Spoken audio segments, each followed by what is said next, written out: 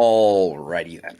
Welcome to episode number 4 of the Growth Theory Optimal podcast. Today is a very special day and a very special episode. My guest today is Rand Fishkin. Rand is the founder of SparkToro. It's a platform that helps you understand the sources of influence that influence the people you're trying to market to. Rand was previously the founder of Moz, or SEO Moz. If y'all haven't heard of that, it's one of the most influential digital marketing companies in the world. I had the pleasure of meeting Rand previously, and I am so honored that he took the time to have a conversation with me. And we don't just talk about SEO. We don't talk about growing your funnel or reaching people that you're trying to target. We get into a little bit more about the life behind being a founder. Also, we get into some mechanics of how you actually drive influence. One of the top channels that you would drive traffic to your brand is through direct and organic, and most folks don't know how to influence that. So he goes deep on that in this episode. So it's both inspiring from hearing his story and some of the things that and the challenges he's gone through, but it's also useful and tactical, and you'll get a lot from this episode. Before we get in the conversation, please hit like and subscribe if you could. That would be amazing. Do me a favor and enjoy this episode. I'm really excited about it. Let's get into episode number 4 with Rand Fishkin. Thank you. Go! We all gotta grow. This is not optional. That's why we need to start the show. Growth theory optimal. Growth is full of obstacles. Spark a hypothesis. You gotta play your hand. Don't just wait and be an optimist. And now it's time to know what growth theory is. Let's build. Bill King, host of the show. Here he is. We going all in. We unstoppable.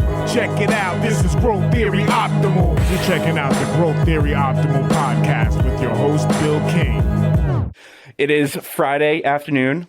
I am here with someone that I have admired for a long time, and we actually met one time and played beer pong after Search Love in Boston, and it was a really fun time. Rand, thank you so much for joining me. This is definitely not like a super casual. It's more of a casual podcast. We're not like, oh, welcome to the show. Like, I wore my T-shirt. Good. Look, no collar. See, hoodie, T-shirt. Casual Friday for the past year and a half, right? Didn't even do my makeup. There you go. Letting it fly. Really letting it go these days. We're all going crazy. Man.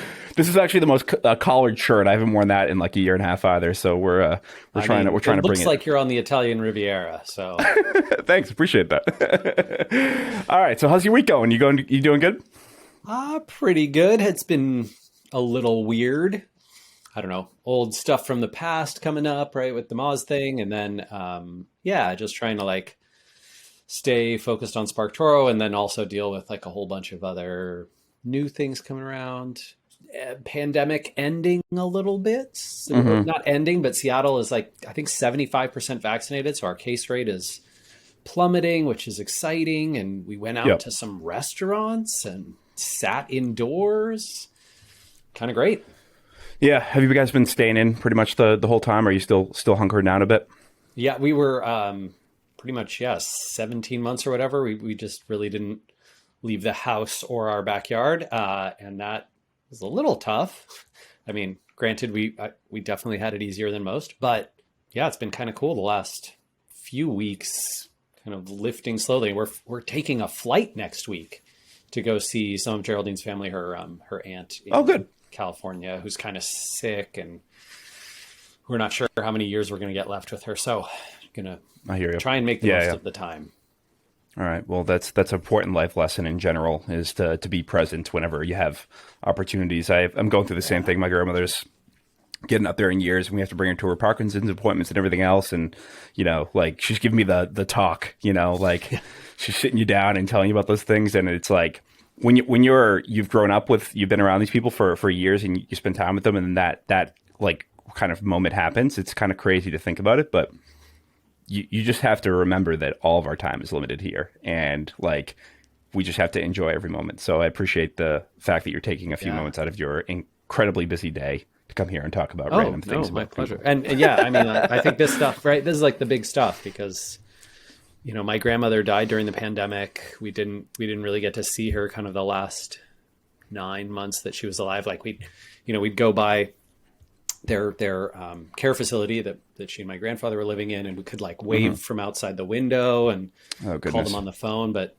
yeah, just didn't get to see her for all that time. And it was, just heartbreaking, no real, you didn't get a real funeral, sort of do this thing over Zoom, and just sucked. But it made me really grateful for all those years that we did get to see her. I mean, Bill, crazy story. Like, what was that? Whatever, 2.5 years ago, Lost and Founder came out, right? The book, and we went to New York. Oh, thank you. Yeah, very Fantastic nice. book. I've read it So twice. this is like my most beloved memory of that book. I think it'll stick with me my whole life, which is right after it was published. My publisher, Penguin Random House, like had a big event in New York, sort of a launch event. Maybe it was only 150 or 200 people. Like it was a small space, but very full. Mike King, whom I'm sure you know, and a lot of folks he's an amazing guy. World know. Mm-hmm. Mike King was the host of the event, right? So he basically sat down with me, did this interview, and my grandparents, who were still living in New Jersey, we got a car to drive them to New York, and my grandmother and grandfather got to they stayed at a hotel like with us in New York City, and then like walked to the event, and we went out to dinner afterward until like midnight. My grandmother talking it up with a bunch of internet marketing nerds. Like, I don't know. I will never not be grateful and just so thrilled that those, that her life in her early 90s, she was 92 when she went to that event. To be able to do that, man, that's the dream. How do you can't complain. Yeah. I mean, so my grandmother, so her parents were the only survivors from the Holocaust out of 7 kids. And she's been through so much, and the humbleness of people that are like the previous generation to my parents. I'll be 37 in December, and like, I know that the days are kind of limited with that like generation and everything. And some of the, like, you probably have realized this because you're on the road all the time, and like every minute you have with your family is super valuable. I think the earlier you figure those things out and you realize that is the most important thing to like optimize your life around, is like those moments with those people. That actually, I think that is super important, because this day will come for everybody, including us. Yeah. And like, it's not about the amount of time you have, it's about the quality and appreciating those moments, And this is one of the, it's one of those things where I actually really love travel for this reason. I love the conference and speaking world for this reason, because I don't think you can force quality time. You can't be like, hey, Bill, let's get some great quality time in this 1 hour together. You can't do that, right? If you want to have those amazing serendipitous experiences with someone, you just need a lot of exposure. And then some of those moments will come in. You can't rely on, hey, we only get to see you once every few years, but the 2-hour meal that we'll have, that'll just have to be really special for us. No, that's not how it works, right? So, hey, you do what you can. But I think the beautiful thing about our industry is, right, that it enables us to travel. It gives us enough money to sort of, get by in life, without a ton of the pain that a lot of other people feel, especially in the United States, healthcare, that kind of stuff. And it's hard not to be grateful, and also sometimes difficult to remind yourself that you have to feel that way, because it doesn't always come easy. Yeah, that's one thing. So I started doing meditation probably like 2-3 years ago. When I moved to Charlotte, I was working at a startup after I left HubSpot, and just wanted to go do something different. I found a tremendous amount of guilt for being not around. Like, my niece was born and all these other things, and my grandmother's getting older and everything like that. And I was feeling a lot of guilt, and I was like, I don't think I have the tools mentally to deal with these things. And so I ended up finding some books on meditation just by random chance, and started learning about like building skill sets that were outside of just traditional things you do every single day. So like, how do you handle these moments? Like, how do you process thoughts, and like, how do you like frame them for yourself? Those are a lot of things that like mindfulness meditation like teaches you to deal with. And so I've been a huge advocate of that. And like the whole idea of like, we're born with a certain set of kind of like things that we know and tools. Like, we go to school, we learn like history and everything like that. But the most valuable things, like dealing with grief and like being present in the moment, it's not things that come to people, I think, naturally. Yeah. And so like that experience was kind of forced me to learn those things. But then I think to myself, there's a lot of people who don't have access to those things or have never been exposed to it. So the stuff you're talking about right now, like, everybody goes through it. And so the thing that I would probably say is like takeaway is like the clock's always ticking for all of us, right? And the more important thing is just enjoy the time that you have with the people you have, because you never know when it's coming, So Yeah, absolutely. I mean, this is one of those things. Like, I'm really grateful that I'm very grateful that I left Moz and started SparkToro when I did. I'm also kind of mad at myself for, sticking around those last 4 years and just being miserable. Why did I do that? Why did I feel that obligation? That was not a real thing, especially in a field where, we can do anything, right? Like, there's so much demand for internet marketing knowledge, for growth marketing, for software, for tech, right? So much demand and so little supply. Like it is all on the table for us. And so let's just take advantage of that. There's no reason not to.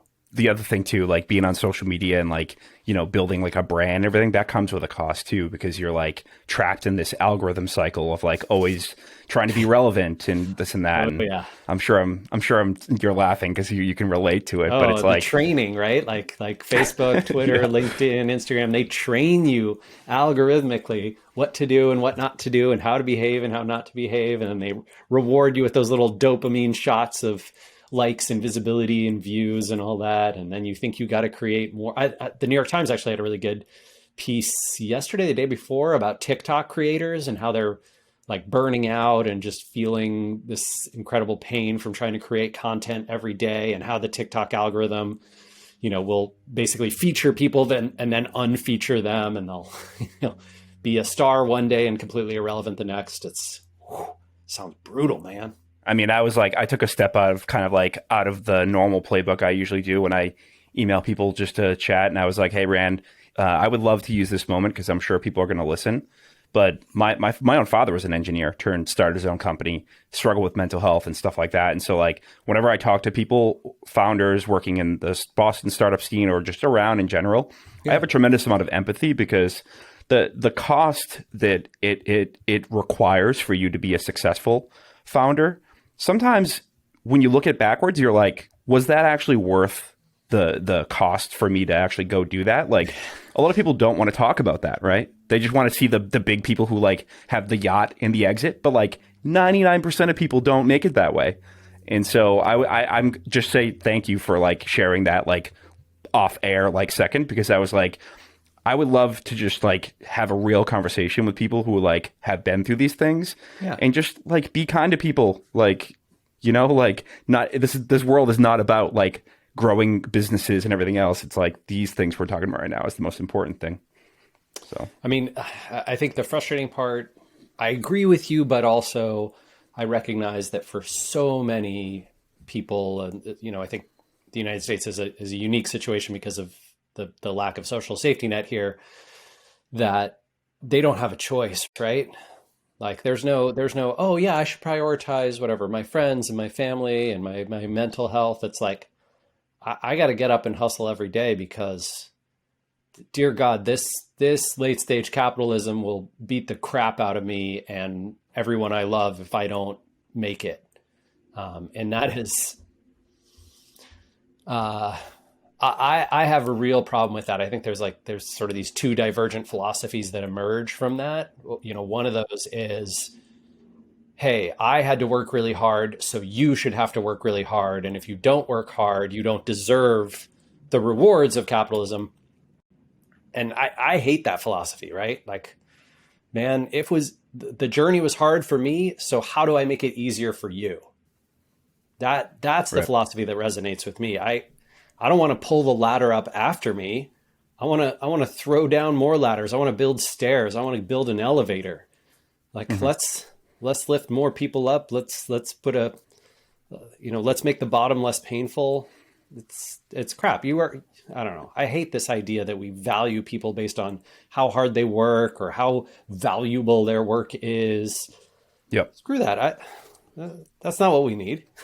Okay. Yeah, for sure. What's weird too is like this conversation we're having. It's like, so every time I have this conversation out loud or in the ether, all of a sudden I get all these DMs or like all these emails from people who are like, hey, by the way, like this happened to me, or like I lost this person because of like, whatever, or like, hey, this person, was like not feeling well because of overextending themselves, but nobody wants to put it out there because it's like still kind of taboo. And so the reason why I wanted to like talk about this, not like we planned this at all, but we just kind of got into it. But like the most important thing is like there are opportunities for you to learn about how to prioritize things and how to build your own life strategy, right? Don't follow somebody else's playbook. Whatever it is that you find to be a good mix of happiness, like surround yourself with that, right? So if it's working, like you said, do it. Yeah, you have to do it. But if you don't have to, you don't necessarily have to go press for every penny that you need to make. You know what I mean? So yeah, I personally, I really dislike the whole hustle culture in tech thing. It feels very, I don't know, sort of hyper toxic masculinity. I get that it is marketed to both men and women, so I know it's not intentionally gendered, but it does feel a little gendered. And then it also has this like these connotations of your only value is the work that you contribute to whatever the economic growth of your company or brand or whatnot. And then kind of like mixed in with personal brand celebrity attempts. And none of those things are appealing to me, right? Like and it's weird because obviously I have a personal brand and I have done work that has resulted in, companies growing and those kinds of things and been an entrepreneur, now for the second time with SparkToro. And so I have lots of people who they sort of assume, oh, well, Rand will be like, whatever, Tim Ferriss or Neil Patel or like, a whole slew of other people. And so, I must fall into that sort of realm and it just doesn't work for me at all. So. Yeah. Well, people create like a perception of you that is different from the person that you actually are. Like, because they get to know the like internet persona or like the guy who's like up on stage and it's like, he's just their normal person, right? And he has ups and downs and like bad days, just like everybody else. Anyways, I appreciate the candid conversation because I'm sure there's some people out there who like, things aren't like going that well for them and like everybody's killing it online and we're all crushing it and the charts are always going up and it's like, is that real? I don't think so. I don't think so.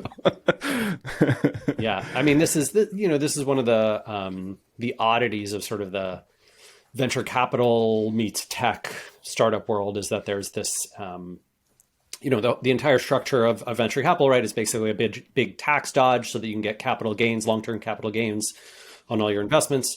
And the weird part of this is that the model has become, invest in whatever, 100 companies, expect that 95 of them will sort of die and return you little to nothing, maybe just your money back. And then 2 or 3 will sort of be, 3 to 5x and 1 or 2 companies will make the whole fund back, right? So you're intentionally saying, hey, you entrepreneur have a 1 or 2 in 100 chance of hitting it big. And if you don't, oh man, it's not going to be good for you. It's not going to be good for your team or your employees or your co-founders. It's not going to be good for your friends and family. It is not going to be good for your customers. Everybody is going to suffer. You ready to roll those dice, baby? Yeah, roll them with me. Yep. I don't know why is that so compelling to people. It's the lottery mentality just doesn't work. And it that I don't know, that downside is pretty darn rougher for some than for others, for sure. And I get that venture capital can be useful in certain cases, but I think while it is right for only a very few entrepreneurs, it is marketed to every one of us.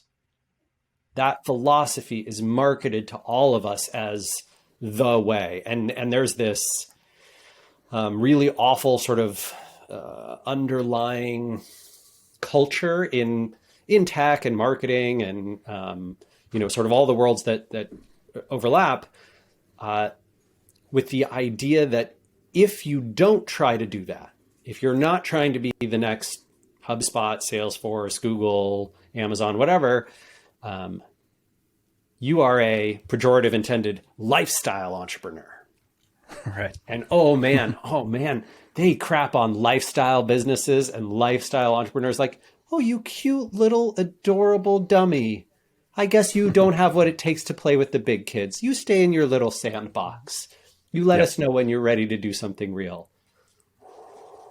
You can feel it, like you can hear it in their voices on stage, and the way they say yes and no to companies, and the way it's leaked and leached into the media and social media, and how, it's how it's talked about on Twitter and LinkedIn, and it's bad. It's real bad. So hopefully conversations can start to emerge that change that narrative a little bit. Yeah, I mean, like, you've met Dharmesh and Brian before, like, like, fantastic people. That company had the right timing, the right product, the right team, like, and I was just so happen to just stumble in the front door and they threw a janitor job to me. So I just was there. But like, having exposure to that and seeing that, it actually is humbling, because you're like, oh, actually, like, a lot of things had to go right for this place to become what it is today. And like, you had to have everything going for you right. And it's sometimes if you have all those things, but it's wrong time, or you make the wrong hire, or like maybe like something changes, maybe it doesn't happen, but you'd never hear about that. And that's the thing. Like, right. You got to keep that in context. Like, all these companies raising money. Yeah. 10,000 stories a year written about HubSpot, 2 stories a year written about the 1,000 companies that didn't make it, right?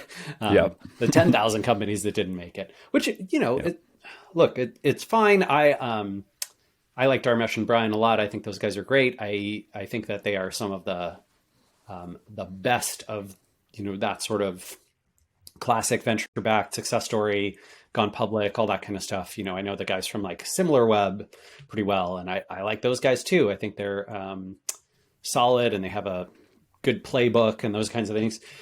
And I know tons of people who are equally talented and hardworking and smart and made good decisions, and it didn't work out. Yep.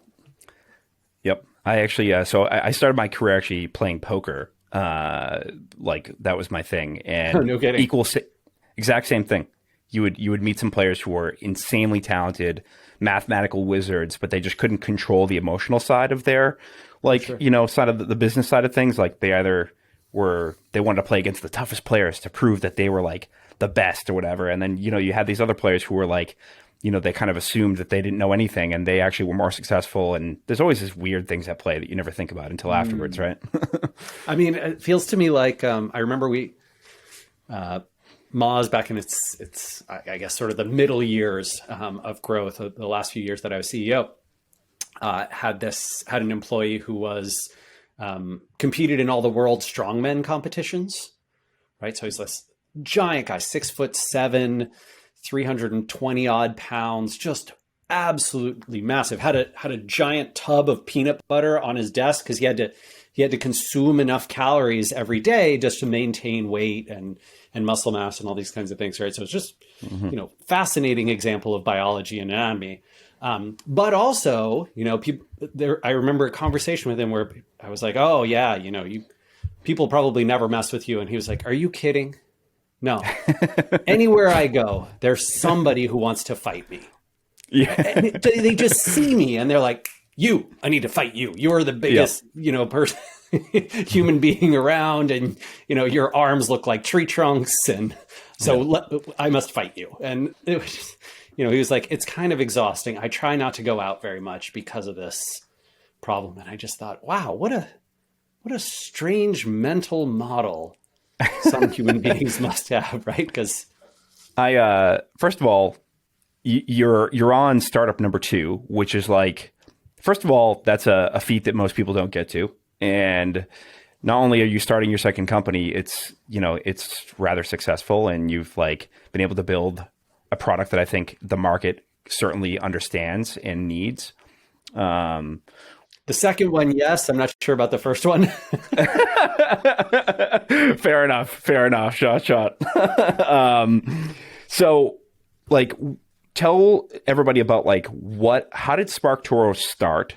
And sure. I think if I could be completely misremembering this, but wasn't that like part of the previous place? And then there was some tech that you like took and are now doing, or did I misremember that? Or like, how did SparkToro start?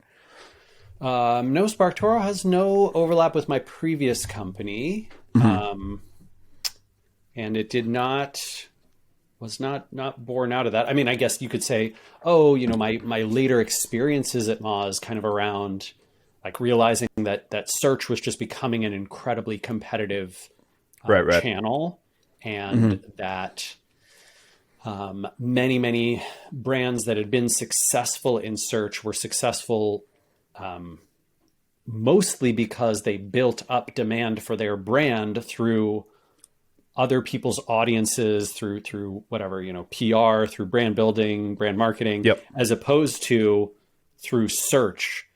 The example I always like to give is Airbnb, right? They did no SEO whatsoever, couldn't rank for crap for years and years and years. And then, once Airbnb was more searched for than all the other generic terms combined, homes for rent, whatever, or vacation homes, that kind of thing.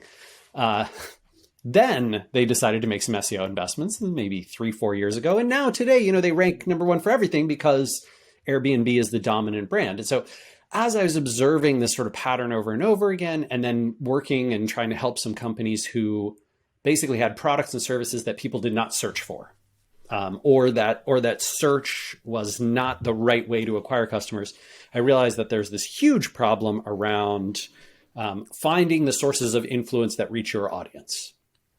Just discover, right? Like what I want to know is, hey, I want to sell, my fancy new, architectural lighting product to architects. What do they read? What do they listen to? What do they watch? What do they talk about? Who do they follow? Oh, this information is not available. Right. Like you can't find it out. You can go survey and interview, but generally speaking, there is not 17% of architects listen to the Architect Sessions podcast. That data is completely invisible. It is not available. And as a marketer, how the hell do you do your budgeting and your prioritization if you don't know that, right? So, what you just said is so key. Like, if like in today's marketer world where everything is trackable, like if you're not doing something that fits into that attribution model, good luck explaining that. Like, good luck explaining to the people who are paying the bill for your Google Ads account and all the other things that you're trying to say. It's like you have to have a real leap of faith to believe that somebody's going to be able to just grow presence of some brand without some sort of like either relying data set that you already have, you can prove that this has happened, or you have some sort of like industry knowledge that nobody else has and you have the secret. So it's got to be difficult. And we all know, like, this, you look in all these different analytics accounts, what's the best channel that performs? Direct organic, when people are looking for your brand. Like, it's pretty clear. Brand. Yeah, man. Like there's no beating it. And so anyway, that's where the idea for SparkToro came from. And then, Casey Henry and I had worked together at Moz many years ago, and then he'd worked with Dharmesh at HubSpot, and then Wistia and all that. So we got together and had this conversation that was like, hey, maybe we want to work on this problem together. Casey had been sort of experimenting with some stuff that he thought could do the trick a little bit. And it turned out, there's enough publicly crawlable social and web profile data that you can start to build an index of, sort of human profiles, and then aggregate and anonymize those profiles and draw conclusions like, okay, well, we know about 16,000 people who have architect in their bio on one or more social network that's publicly crawlable online. What are what behaviors do they share most? What things they have most in common? No fancy machine learning, no fancy technology, like, it's division. It's grade school division. Okay, 16,000 architects. Well, 17% of them, whatever, engaged with the social account of the Architect podcast sessions. Let's tell people that. Ta-da! Now you can do way smarter marketing, right? Now, let me go sponsor that podcast. Oh, let me see if I can get an intro to the host and be a guest on that podcast. Like, there you go. Yeah, I mean, like the foundations of what you're talking about are exactly what someone who's like a quote unquote like growth minded person would do. They'd say, what is our best channel? It's direct organic, like, and it converts at the highest. And the problem is how do I recreate that? Like that's a lot of the things people look for. They look into their data and they're like, how do I find the thing that's working best? How do I double down on the thing that is working best? Well, for years, right? I mean, how many times were like, people would talk about dark traffic, whether it's SEO conferences or other, and they'd be like, well, that's just kind of like traffic you can't influence. And like, I don't know how we did, that didn't strike me as like, that seems insane because there's obviously something going into it, but it was just kind of like the notion for years was like, oh, that's dark traffic. Like, we don't know what's going on with it. Like, don't worry about it. Just go build some more links and build some more like FAQ posts. Like that was like the general consensus. That's still the general consensus. I gotta tell you though, like, one of the weirdest things definitely in my career was spending like the first 15 years of my career trying to convince people to do SEO. And then as I was finally leaving the SEO field, now everybody is doing SEO, right? And now it's like, okay, now I'm going to try and convince you to do some of the, sort of brand and audience building marketing that was very popular in sort of the century before Google came out. It's true. Yep. And that, look, it's exciting to me that digital marketers are so savvy, that they're very data driven and action oriented. I think those things are great, and I think it's just a matter of, hey, give me 15 years on this one. Maybe I can get a lot more marketers to pay attention to sources of influence outside of just Google and Facebook. So I work at a company that helps you do content for SEO, right? We couldn't have like been in a more ironic situation here where you're like, okay, this is the playbook. And like, so we're saying, hey, there's still opportunity here. Really, you should probably be doing both if you really want to succeed today, especially if you don't have a blank check. The money printer. One of my favorite memes that you posted on Twitter was the Google money printing machine. So like, if you're a company that doesn't have $1 million to go spend every month, and like I've been in the shoes to spend that money, like it's not as great as people think. Everybody's like, oh, go get $1 bajillion and like all your problems are solved. It's like, not really. It's pretty competitive, and it's pretty hard to differentiate yourself. And like, there's a lot of things that go into growing today versus just pressing the button on the ads button, right? I mean, like, were you like, so the hypothesis was like, okay, everybody's going this way on the market. I'm seeing an opportunity here where I can build a tool that will help them get to a system around that. Do you feel like the education on the market like hasn't caught up to that yet? Because I see that you're spending a lot of energy, and you always created content. It was more strategic, like here's how to do SEO. Now you're more like you're shifting to here's how this is different, and you're changing perceptions, which obviously like when you're growing SparkToro is like hard because everybody comes in with a predisposed notion, right? So tell me a little bit more about like how you're thinking about that as you're growing the company, because me as a person who works at a startup that helps you do SEO, people still don't even understand that. So tell me a little bit more about that. Sure. So I think the basic challenge that we have at SparkToro is helping marketers and those who invest in marketing, whether that's founders and CEOs or CMOs or whomever it is, teams, agencies, that there are opportunities outside of the channels that are already named, right? So sort of the 5 or 6 big ones are SEO, PPC, display advertising, content marketing, email marketing, social media marketing. Yep. That's sort of like it's not, I think for a while people tried to fit it under the inbound umbrella, and now it's just sort of digital marketing, right? That's thought of as all the digital marketing channels. And what we're essentially saying is, hey friends, the way that you build brand awareness, the way that you earn an audience's attention, the way that you get them to know you, like you, and trust you, so that when you show up in their social feeds, when you show up in their search results, when you show up in their ad results, they prefer to click you. When you get into their email inbox, they recognize your name and they click on your offer. And that is very difficult to do exclusively by starting and staying only in those lanes, right? The reason that many brands tend to build up over time is because, oh, well, I heard about it on, or I saw someone talk about it on, or I went to this conference and someone spoke about it, Or I listened to this podcast where they mentioned it. I watched this YouTube video where they talked about it. I follow this person on social and they mentioned it. I read this publication. What are all those things? They're sources of influence for an audience. And our educational challenge has been to give that a naming convention, to say that has a word associated with it. Right. Frustratingly, infuriatingly, it used to be called influencer marketing, like when you and I probably had that dinner, right? But nowadays, influencer has come to mean something totally different. And so we can't use that terminology. And so I've been struggling to find a new one. Is it, I don't know, whatever, you got to call it something.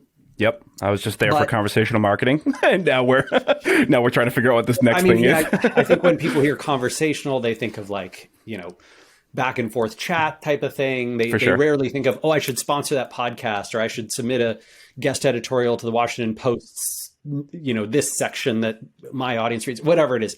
So unfortunately, it's been very challenging to give that a name, but even just having that conversation with someone like, hey, let me go show you the sources of influence that this audience pays attention to so that you can go do marketing, paid, organic, outreach, whatever kind, in those places.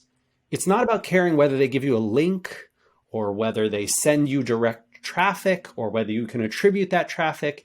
It is growing your brand presence through a source of influence that your audience already pays attention to and trusts. That is how most marketing was done, outside of big brand advertising or TV ads for the 20th century. Mm-hmm. And it still works very, very well. But it's funny. It's funny how things have come full circle where when I first got into marketing, I actually was a journalism major in school and had a baseball blog and was like, why aren't anybody coming to my website? And so I went down the rabbit hole and I haven't even come out yet, actually. I'm still in that rabbit hole of trying to figure out how to get all this stuff together. But so now everybody's built systems and technologies to prove what I just said or what you just said is the right way to do it. And here's how we know what's working. Meanwhile, there's massive holes in a lot of those systems on how people actually become aware of brands, right? So the whole idea of demand capture or demand creation, that is so important to know when you're going up against companies. I'm in this state, we're only 6 people, where they have infinite more resources.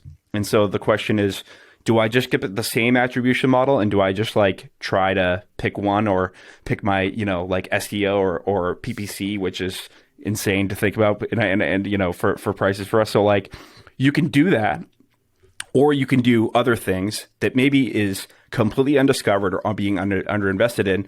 This is traditional thoughts that people would have if they were thinking clearly, but they come into it with this notion. So if you could tell everybody who's listening to this, who's probably a growth nerd, who's a data hardcore person, how do you think about Bill? How about I answer that question right after I'm able to fix my camera? Don't worry, we can just cut it up. Okay, so most of the people that are listening to this podcast, I hope it's pretty new, are probably in a growth role and they're living in the data. And it's all about the model. It's all about testing. It's all about paid ads. It's all about the stuff that we've been doing now for what seems like a long time, but it actually hasn't been that long. So what are the things, you are seeing something in the market that I also see, which is a few things. Number one, data and privacy is going to become an enormous factor in marketing in the digital space. But what's your message to people who are using the playbook, the traditional playbook? What are the things that you've learned, and what is the thing that you would pass on to them to start thinking about when they're thinking about plans for next year or opportunities that maybe they're not tapping into that you've discovered? Sure. So I think there's a whole bunch of questions in there, right? So, of course, yeah. What do I think about data and privacy issues? How do I think about attribution and being able to prove the value? What do I think about playbook marketing? Yeah. And what would I recommend for the future and building up strategic advantages? So I'll try to take those one by one. You got it. So data and privacy, I think that will make things harder on advertisers. But I believe the platforms will generally work around it. I think, to be honest, most consumers don't give a crap, honestly, about privacy very much. Yeah, they just don't, right? if Apple asks them, hey, will you opt into Facebook's thing? They'll say no. But will they do any other work or be willing to pay one dime to actually protect? No, it's just not important, right? Oh, what a sad world we're in. I don't really care if that shoe, I don't really care if the shoe from Zappos follows me around the internet. Yeah. They just don't care. It's cute. In terms of tracking and being able to prove the efficacy of investing in channels that are not paid search or paid social or display advertising, which are the ones that are most easily trackable, right? Because the platforms have an incentive to provide you with every last detail of data and to show you, oh yeah, if your customer hadn't seen this ad, they never would have bought from you 6 months later. It's a pile of baloney, and the ad didn't even show up like on the same, on the page where they were scrolling. But never mind that, Google will say it was Google that contributed to close enough. Yeah, close enough. So I think first off, there's some misattribution that happens automatically in very easy to track channels. But the problem is executives, the boards of directors behind them, the sort of whole chain of command has been set up because of the last 20 years of trackable online digital marketing to incentivize marketers to prove every visit, right? Prove the value of every visit. Sure, you got us on that podcast. Sure, you got us in that newspaper. Sure, you got us that blog post.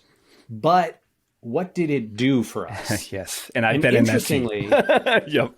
Interestingly, a lot of the answers have now become, well, we got a link which helps our SEO, and look, SEO traffic converts.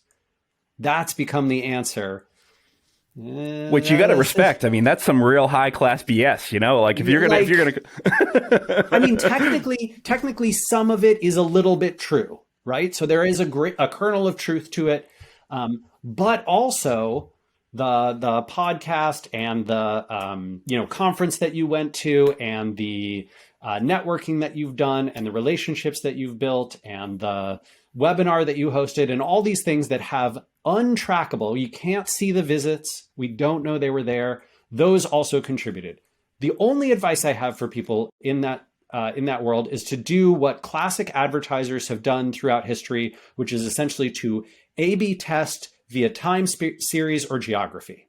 So when Coca-Cola wants to determine whether their new billboard plan is working, they run a ton of ads in Houston and none of those ads in Dallas. And they're like, those markets are pretty similar. Right. So let's see if we get brand lift in one market versus the other and how much.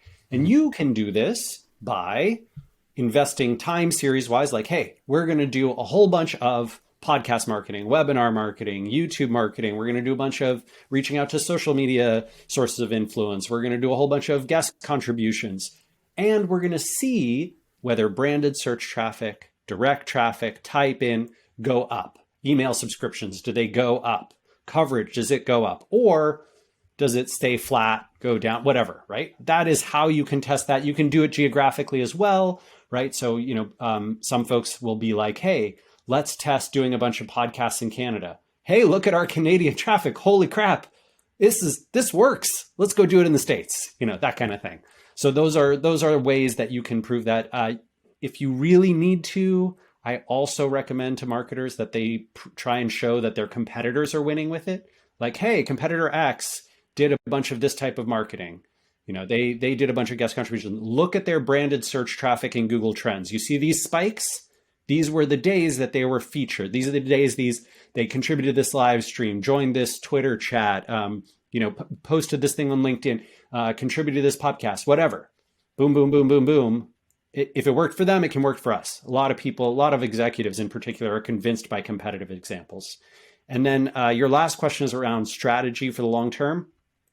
I recommend building a flywheel, something that scales with decreasing friction that you can do over and over again, whatever it is, whether that's pitching to be in other people's publications or whether that's building up social media presence or SEO or content marketing, email newsletter. I don't care what you do. Just do it with one of two things in mind. Either every time you do that thing, it gets a little bit easier for you and your returns stay the same, or it stays the same amount of difficulty for you to do that thing over and over again, but your returns from doing it go up each time.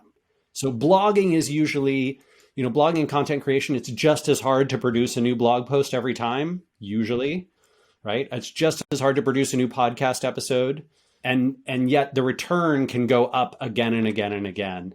And then something like maybe, some social media stuff, some advertising stuff. Each time you do it, it gets easier, but the return stays consistent. Yeah, it kind of reminds me of like earlier days in SEO when a lot of these processes weren't figured out. And so it was like, damn, it's really hard to go build links. It's really hard to do all this stuff. And it's like, yeah, but the people who are seeing success have built foundations and engines around these processes and now are leveraging it. You're on the forefront of something that used to be something they just didn't have the tools on it. So you as the founder who's the expert in this, I see you putting a ton of effort into teaching people. This is how you build systems around this. This is how you do the testing.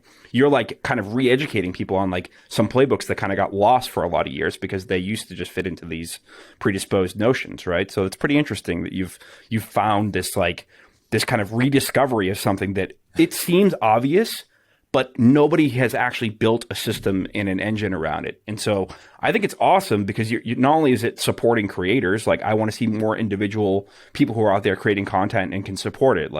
So the newsletters you see out there, like Lenny Rachinsky's Substack newsletter, I pay for that. It's awesome.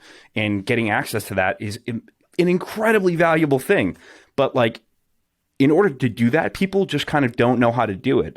So if you could give people who are listening right now are saying, amazing, I would love to do more of this, but it sounds hard and it's not scalable. What are some of the tips that you can give people to even get started? Because this, sometimes just getting started and working up the engine or the process around it is the hardest part.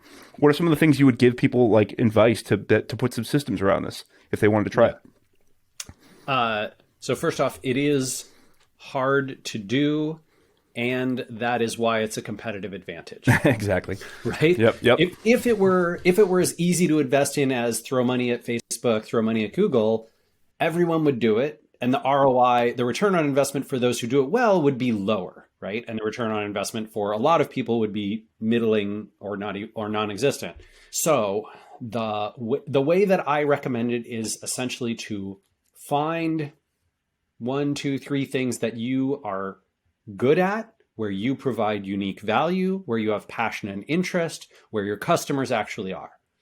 That could be, hey, I am really good at building relationships with people who run email newsletters and have podcasts and have webinar series and do video content, whatever, and I can be a good, guest contributor to blogs and websites, and I built up a brand around my contributions. I don't recommend the guest posting thing. Guest posting is, I think, just a tactic that's become mostly spam.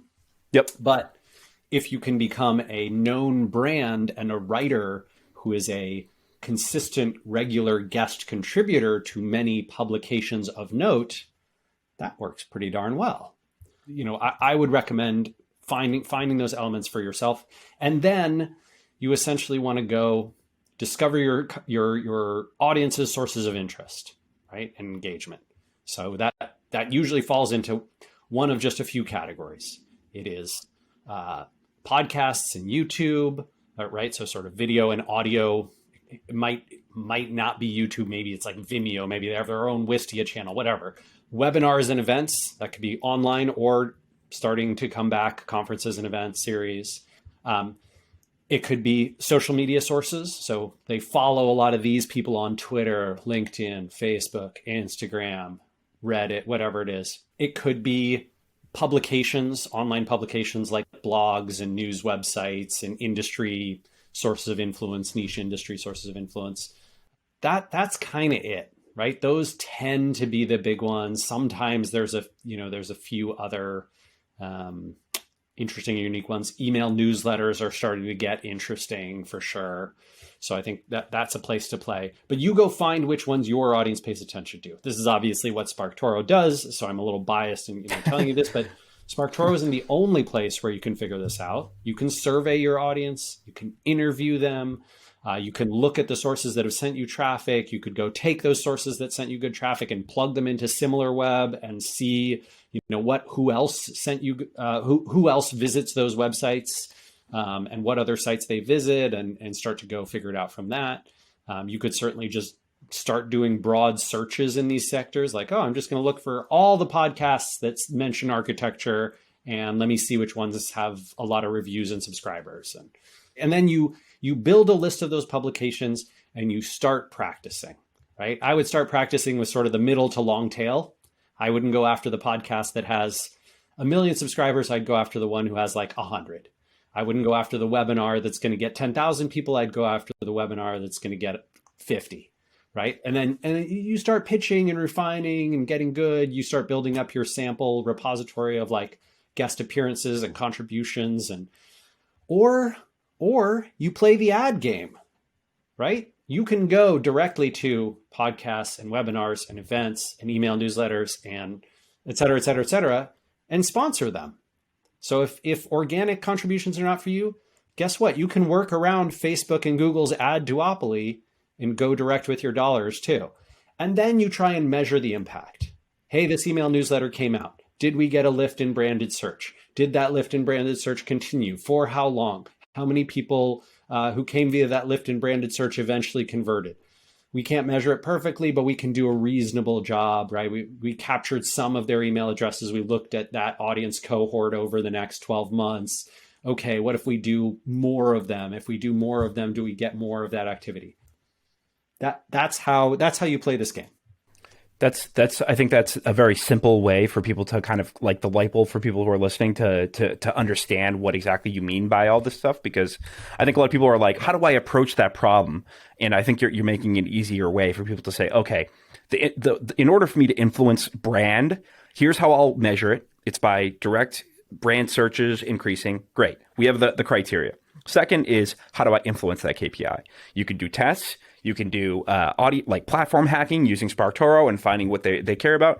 That's the basic synthesis of what we're saying. So I hope that... And this is, I think the one thing we missed in the conversation is probably my fault, is you have to find the story and the message that resonates, right? Like, Bill, if you tell someone like, HubSpot, you should use it instead of WordPress.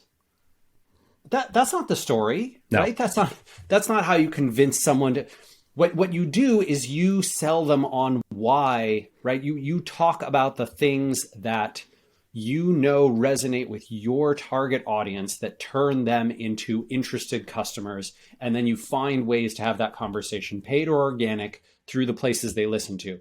But if you haven't found that story yet, you're gonna have to do that first. You got to find that message that resonates. And my favorite way to do that is surveys and interviews. Like, I ask people, why did you buy SparkToro? How would you describe it to somebody else? And I look for things in common, like, our customers who've been with us a long time and get a ton of value, they signed up for these reasons and they describe it as this, and this is the problem they say it solves for them. That's how we need to describe it when we talk about it. Yep. Yeah, and you can also use some like growthy tactics to get to that like moment of what it is that people respond to.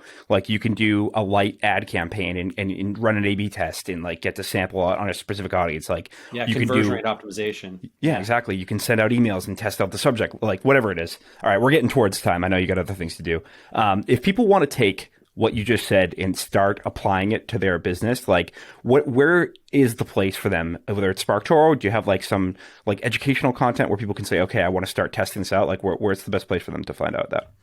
Yeah. So if you sign up for a free SparkToro account, start running some searches, you'll get like an email series that comes from me and sort of, walks through a bunch of this stuff. We do have some of this stuff on the blog too, so you can test it out and play with it there. The weird part is there's not a lot of other people who are talking about or promoting this idea of sort of marketing through sources of influence. But if you go read a bunch of the 20th century publications on like advertising and Ogilvy and that's kind right. of stuff, right? They'll talk about this as being one of the big ways to go do it. You find your audience, you find the messages that resonate, you tell that audience that message in those places they pay attention.